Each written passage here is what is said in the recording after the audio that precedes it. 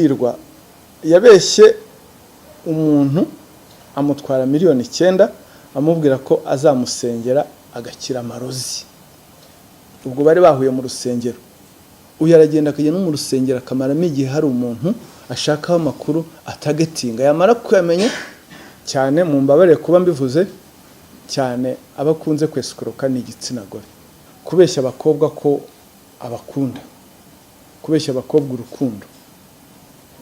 Uyu Hirwa ashobora guhera umukobwa mu rusengero cyangwa se n'ahandi hari hose cyangwa no ku kazi.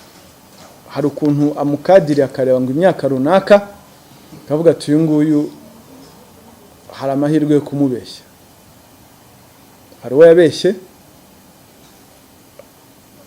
barakundana akajya ajya niwabo bamuzi akajya afata imodoka akagenda akamufata ku kazi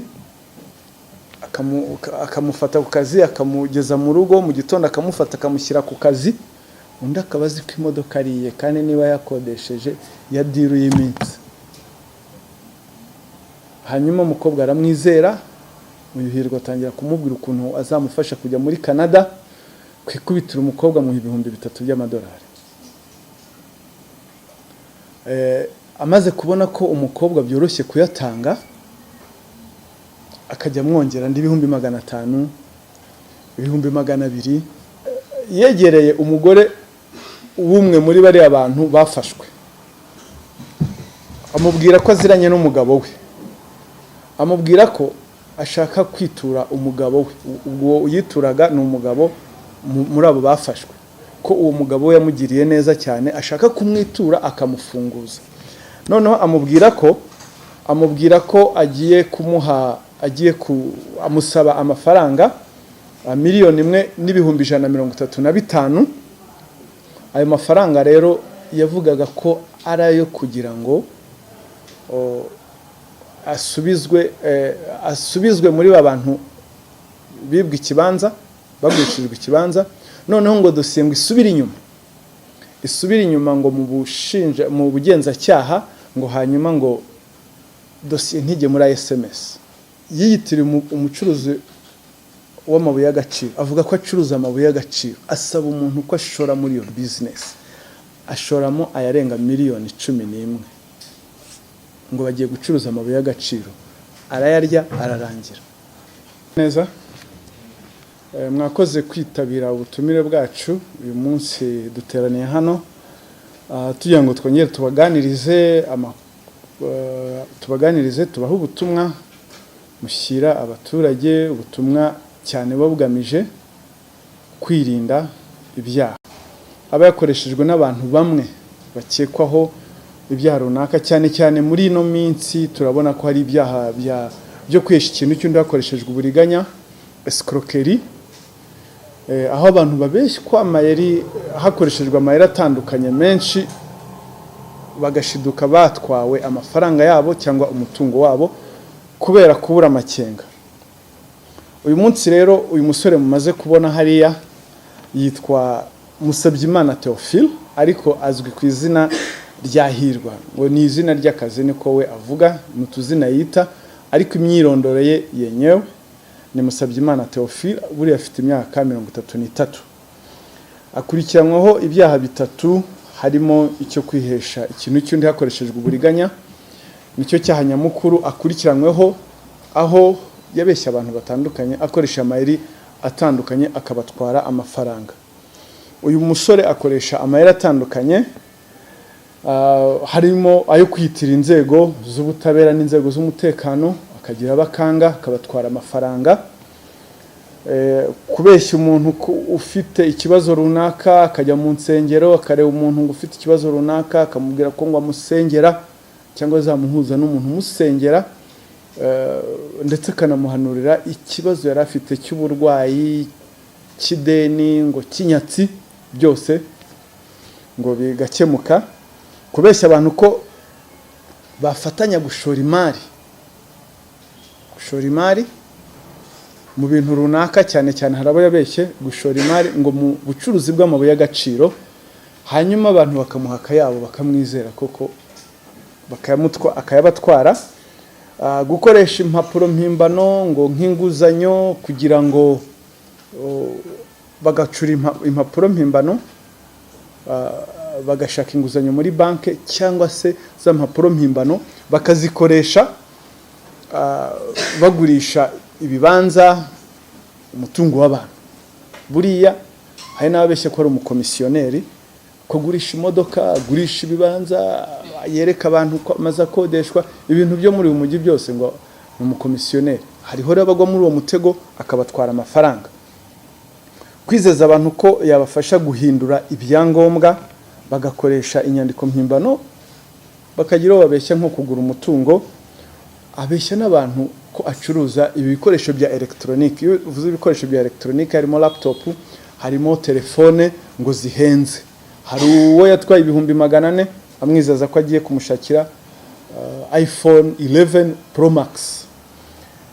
Kwizeza abantu ko aziranye n'abacuruzi batandukanye, ko ubwo ngubwo yarebye undi mucuruzi ko yajya ku mucuruzi akajya amuranguza, ndavuga kumuranguza, akajya kumuranguza ibicuruzwa ku bintu ku giciro cyo hasi. Uburiganya rero Musabyimana afite buzwi amaze gufatirwamo ni bwinshi. We azwi nka Hirwa, buriya iriya zina Musabyimana Theophile abarizi ni bake, ariko abamuzi hanze ni Hirwa. Noneho rero hari n'ikindi, abeshya n'abakobwa urukundo akabakuraho amafaranga. Ntegura inyandiko ibyo tuganira tureba amayeri, navuze nti ubu mutwe muri bukore ubeshya abakobwa urukundo yafashwe. Ubwo niwo umutwe ngo mujye oya ntimwibanda aho ngaho gusa, usibye ko nacyo ari kimwe mu bintu abeshya. Turaza kubijya mu muzi murebe abo yatwaye amafaranga. Uyu Musabyimana Theophile rero yafashwe ubwo aheruka gufatwa, yafashwe tariki 19 Ukuboza, nyuma yuko atekeye umutwe umugore w'umwe mu bantu bafashwe bitira ba noteri. Ntabwo ari ababejo bundi, mbere yaho hari abafashwe bitira ba noteri bagurisha ubutaka bw'umuntu bwa Rusororo, baza gufatwa. Yegereye umugore w'umwe muri bari abantu bafashwe, amubwira ko aziranye n'umugabo we, amubwira ko ashaka kwitura umugabo we. Ubwo yituraga ni umugabo muri abo bafashwe, ko uwo mugabo we yamugiriye neza cyane, ashaka kumwitura akamufunguza. Noneho amubwira ko agiye kumuha, amusaba amafaranga 1,135,000. Ayo mafaranga rero yavugaga ko ari ayo kugira ngo asubizwe muri babantu bibwe ikibanza, bagurishijwe ikibanza. Noneho ngo dosiye ngo isubire inyuma ngo mu bugenzacyaha, ngo hanyuma ngo dosiye ntijye muri SMS. Murumva uburyo yabikoze. Icyambere yabanje gushaka amakuru, ariko nta n'igitangaza kuko ndaza kubereka ko uriya Hirwa kumenya amakuru n'ubundi umuntu wafatiwe mu byaha, kuko ni click imwe baraziranye. Noneho rero yagiye kweskuruka umugore w'umunyacyaha mugenzi we, wumve nyine nta mpuhwe bagirira. Hanyuma mubwira ko amuha 1,135,000 ngo bakabisubiza uwakorewe icyaha. Dosiye yarigeze mu bushinjacyaha ngo igasubira inyuma mu bugenzacyaha, ngo hanyuma bakababarirana ngo dosiye ntijye muri SMS. Iyo SMS yavugaga ni system ubutabera bukoreramo dosiye. Umugore acyumva ngo SMS yumva ni ibintu bikomeye, yumva ko nyine ngo Hirwa ngo aze makuru. Noneho aravuga ati SMS arayemuhaye amafaranga koko, ndetse akamubwira n'amakuru kuri wa umugabo we, kandi yumva asa nkaho ari amakuru ngo yihariye, private information ku muntu. Undi rero nawe ngo ahita yizera ko aya mafaranga arayamuha. Aho turi buze kwatanga ubutumwa, aho ukeka ko ushobora gutanga amafaranga ngo umuntu agafungurwa. Uyu Musabyimana rero aho ngaho ibyo ngibyo yakoze, ni umuntu uzwi hano muri uyu mujyi. nta gitangaza kuba yamenya amakuru y'umuntu n'ubundi wafatiwe mu byaha. Urundi rugero ngira ngo abo duherukana hano hari umugabo witwa Calixte Kayiranga na Kayirebwa Aline, abo duherutse kwerekana, umwe wise umugore undi akita umugabo, barangiza bakajya kugurisha umutungo w'umuntu baciye inyuma umugore wa Kayiranga bigize. Hanyuma muribuka neza ko nabasobanuye ko bari bahinduye irangamuntu, bafata ifoto ya Aline bayishyira ku irangamuntu y'umugore wa Kayiranga, ariko amazina aguma ari yayandi. Uyu rero Hirwa niwe wabibafashijemo kubona ibyo byangombwa. Urumva rero kuba yamenya andi makuru y'undi muntu, na urumva ko haba harimo ibintu by'ubutaka kwa noteri, murumva aho ngaho n'ibyangombwa n'inyandiko mpimbano no guhindura indangamuntu. Amayirero n'ubundi akoresha yandi. Uyu Hirwa yabeshye umuntu amutwara miliyoni 9 amubwira ko azamusengera agakira amarozi. Ubwo bari bahuye mu rusengero, uyu aragenda akajya no mu rusengero akamaramo igihe hari umuntu ashakaho amakuru atagetinga, yamara kuyamenya cyane, mu mbabare kuba mbivuze cyane, abakunze kwesukoroka ni igitsina gore. Uwo mu rusengero we yakuyeho miliyoni 9, yamubwiye ko amuhuza n'umuntu ndetse nawe bagafatanya bagasenga ngo indwara arwaye igakira, ndetse ngo akamukurira n'inyatsi mu mafaranga. Waba ufite miliyoni 9 zo gutanga, ubwo hari inyatsi uba ugifite? Ko ari bakeya bazifite kuri konti ziryamye, nta nyatsi uba ufite. Ahubwo inyatsi aba afite niyo kudashishoza, niyo nyatsi ahubwo yarakwiriwe gushira, yo kudashishoza arayamuha. Inyatsi, ikintu bita inyatsi hano hanze abantu sinzi bari kubizira. Inyatsi ni iki mu by'ukuri? Abantu amafaranga baragenda ngo bari ku inyatsi ya mbere bafite no kutagira amakengo ugatanga amafaranga yabo. Ubwo ngubwo miliyoni arayimuhaye, arabeshye ngo inyatsi, ubwo amafaranga baragiye miliyoni 9. Musabyimana Theophile Alias Hirwa yabeshye nanone ko azamuhuza n'umucuruzi ngo ucuruza telefone amuha ibihumbi 400, telefone ya 11 Pro Max iPhone, amafaranga arayatwara. Mbwira, iyo wowe ugiye gucuruza nako iyo ugiye kugura telefone, ni ngombwa ngo uce ku muntu runaka? Ntabwo ari itegeko. Wagiye ukajya mu iduka ukagura, kuki ugomba gucunga umuntu? Ariko ubwo ngo ari yamubeshye ngo yarengaho azayamwishyurira, ubwo babanje kubigiraho inshuti. Bihera mu rusengero, bihera muri business, bihera mu rukundo. Urumva we point ze ni mu rusengero, kare bafite weakness ku rukundo, umukobwa akamwizeza urukundo n'abadamu, hanyuma n'abandi bafite ibibazo mu butabera. Izo nizo area ze n'abandi b'ibyangombwa. Ikindi cya gatatu, ubundi buryo bwa gatatu, yiyitira umucuruzi w'amabuye y'agaciro, avuga ko acuruza amabuye y'agaciro, asaba umuntu ko ashora muri iyo business, ashoramo ayarenga miliyoni 11 ngo bagiye gucuruza amabuye y'agaciro, arayarya ararangira. Hari ukuntu yitwara buriya, afata imodoka akayikodesha, akirirwa agenda mu mujyi, wamubona ukavuga ati uyu mwana yagezeyo kabisa, yakize akiri muto, ku myaka ya 33, kubera ibyo akubwira, ibyo avuga. Kwizera abantu ko yabafasha guhinduza ibyangombwa, ushaka ibyangombwa runaka, mutation, akaba yabigukuriraho. Urumva nyine n'abantu b'amanyanga, guhinduza ibyangombwa mu buryo bwa shortcut, urumva ko n'ubundi baba ari amanyanga, wangiza ukiyandikishaho umutungo cyangwa se ukikuraho. Ibyo byose ni ibintu by'amafuta abeshya abantu. Ikindi cya gatanu, kwizeza abantu ko aziranye n'abacuruzi, abacuruzi baranguza ibicuruzwa byinshi, yamara ngo kubahuza akagukuraho amafaranga, ubundi akayagutwara. We ntabwo aravuga ngo aguhuza nawe ngo ukamubwira ati marchandise ushaka ni izi ngizi tugiye nabiguhera kuri ingi ukamuha amafaranga ubwo umuheruka ubwo ngubwo. Urumva ko mu byo byose abantu agenda atwara amafaranga n'abantu baba bafite gushishoza gukeya, haba harimo ubuteganye buke n'ubuteshuke ndetse n'uburangare. Kwizeza abantu ko yabafasha. Ikindi ubona kiri kugenda kizamuka cyane, kubeshya abakobwa ko abakunda, kubeshya abakobwa urukundo. Uyu Hirwa ashobora guhera umukobwa mu rusengero cyangwa se n'ahandi ahari hose cyangwa no ku kazi. Hari ukuntu amukadiri akareba ngo imyaka runaka kavuga ati uyu nguyu hari amahirwe yo kumubeshya. Hari uwo yabeshye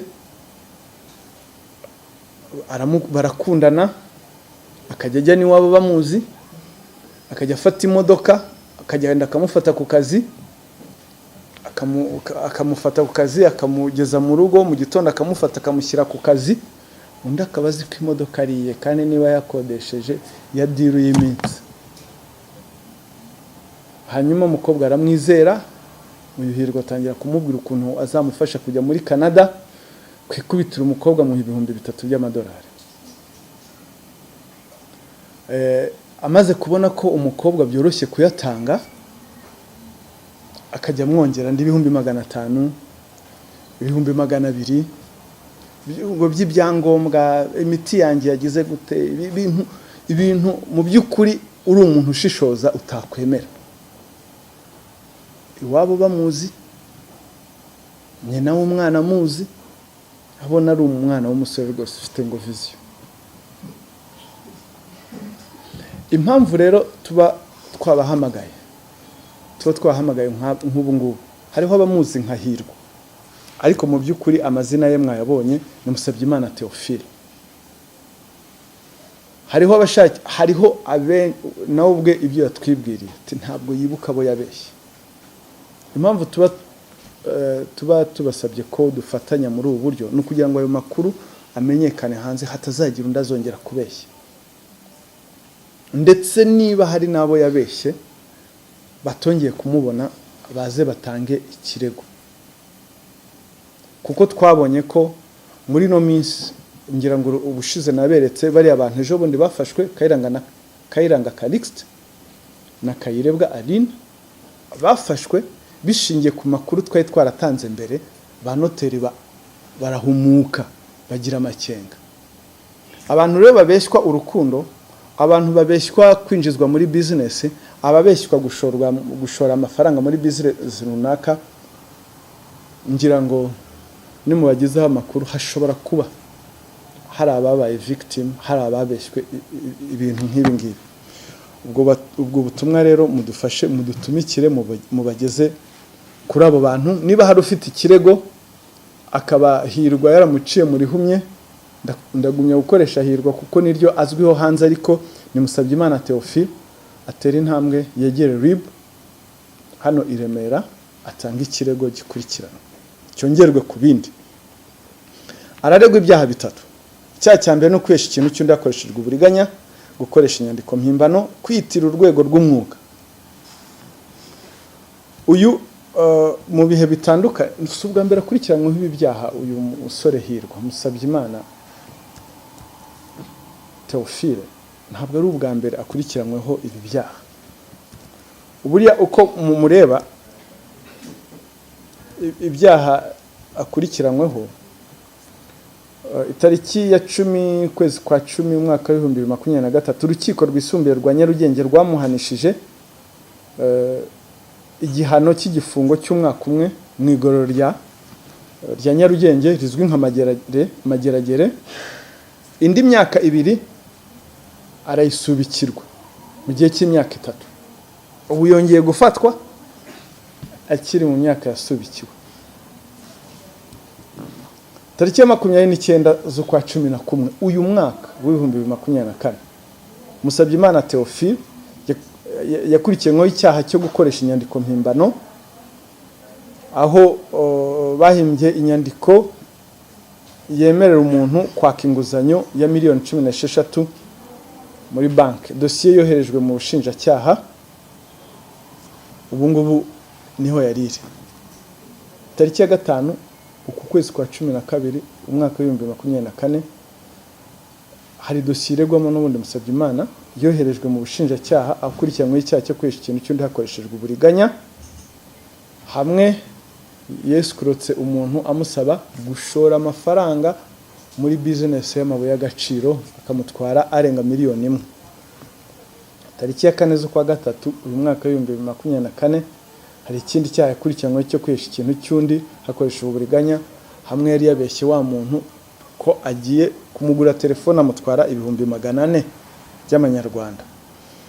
Ibi byaha rero akurikiranyweho icyaha cyo kwihesha ikintu cy'undi hakoreshejwe uburiganya gihanwa n'ingingo y'174 itegeko riteganya ibyaha n'ibihano muri rusange, aho ahamijwe n'urukiko igifungo yahabwa ni hagati y'imyaka 2 ariko kitarenze imyaka 3 n'ihazabu y'amafaranga hagati ya miliyoni 3 na miliyoni 5. Icyaha cya kabiri ari cyo gifite ibihano biremereye, guhimba no guhindura inyandiko mpimbano,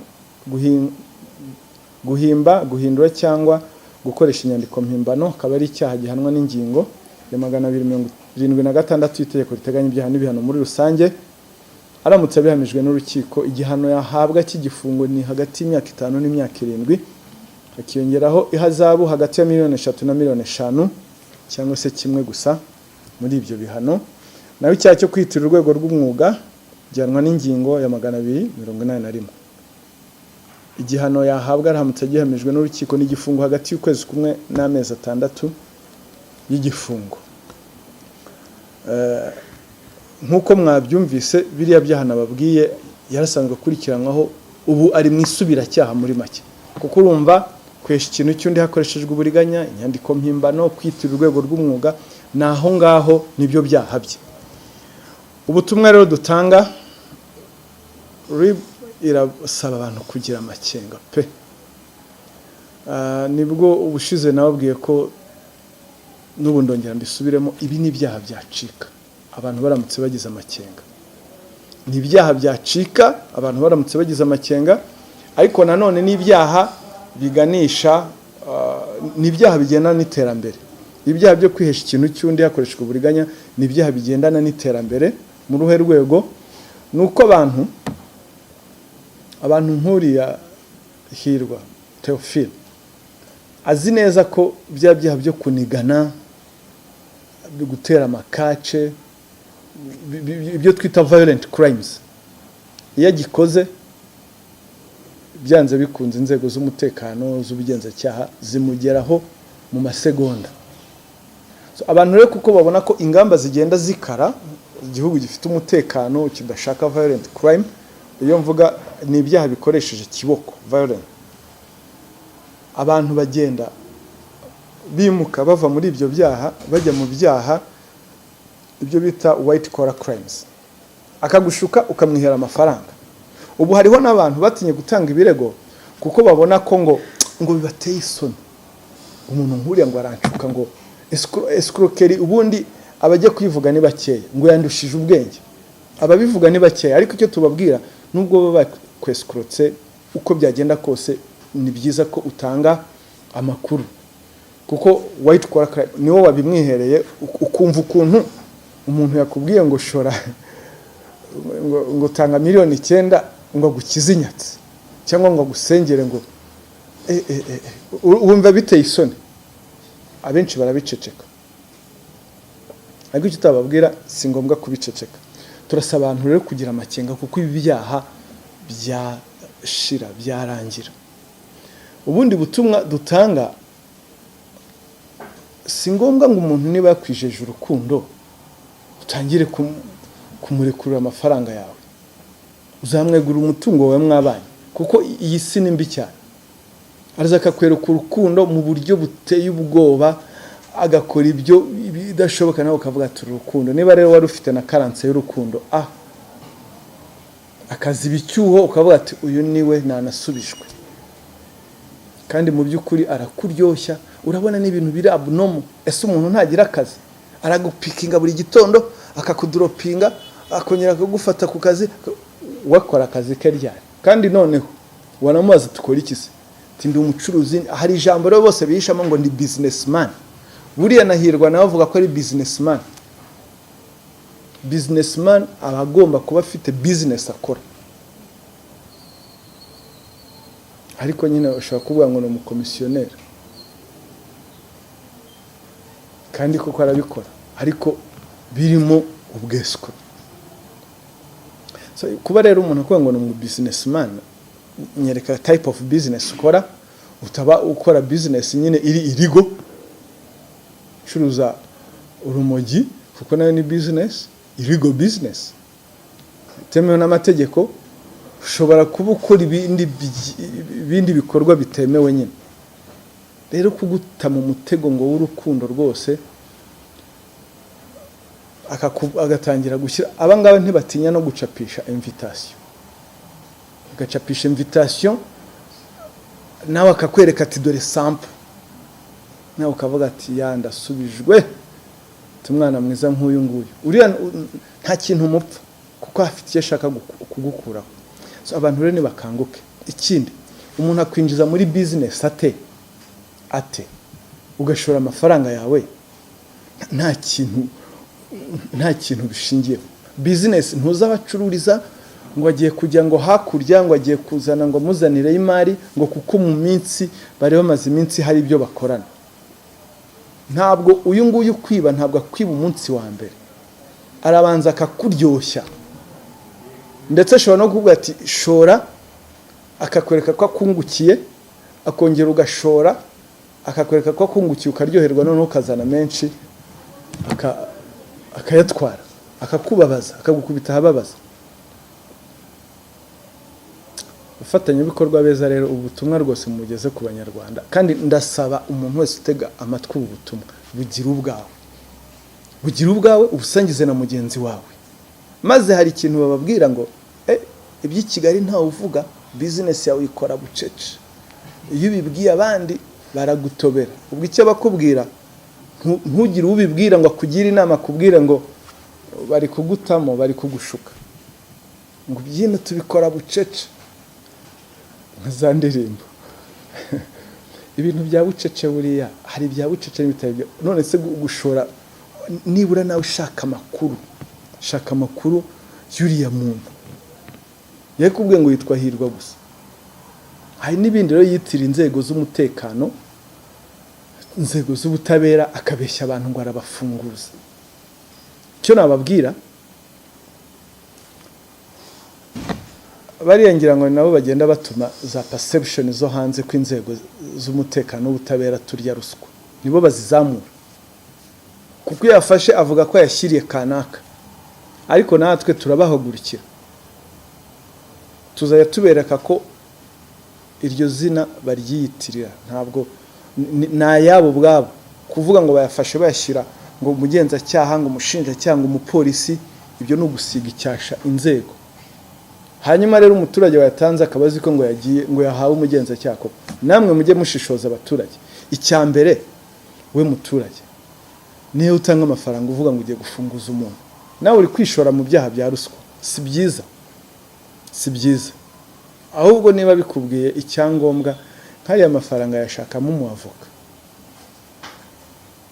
urabyumva aguye ngo ashakemo umuavoka amwunganire agiye kuyaha umuntu nka Hirwa ngo idosiye ngo yageze mu bushinjacyaha gusubira ibyo ntibinabaho maze abantu bajye banamenya n'imikorere y'inzego dosiye yageze mu bushinjacyaha isubira inyuma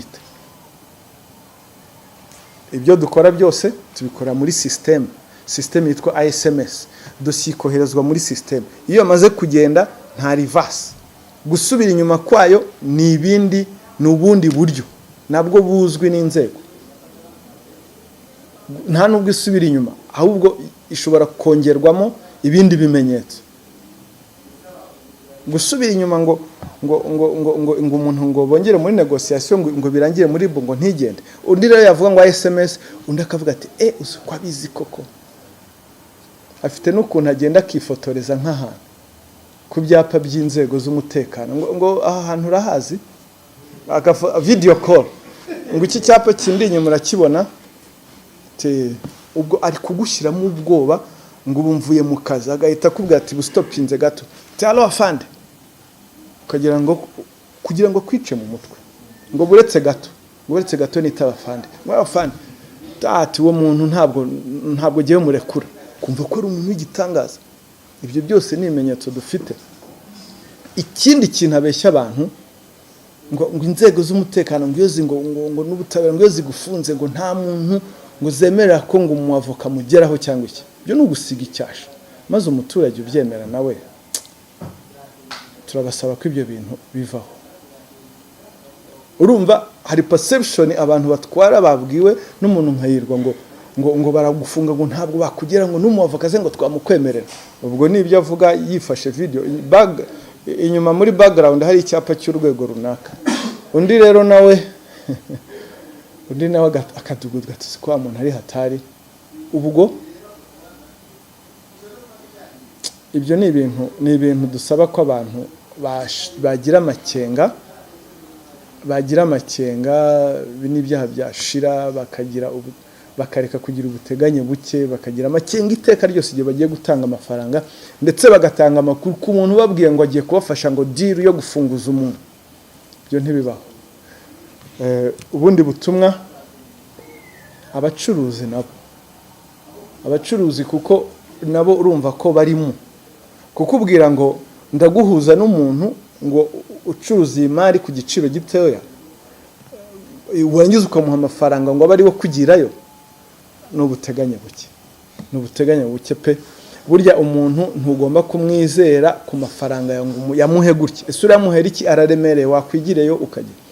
Ibyo byose ni ibyaha dutekereza ko bizashira igihe cyose abantu bazaba bagize amakenga, igihe cyose abantu bagomba kugira kwihaharika ntibagire ubuteganye buke, kuko akenshi amafaranga nibo bayitangira.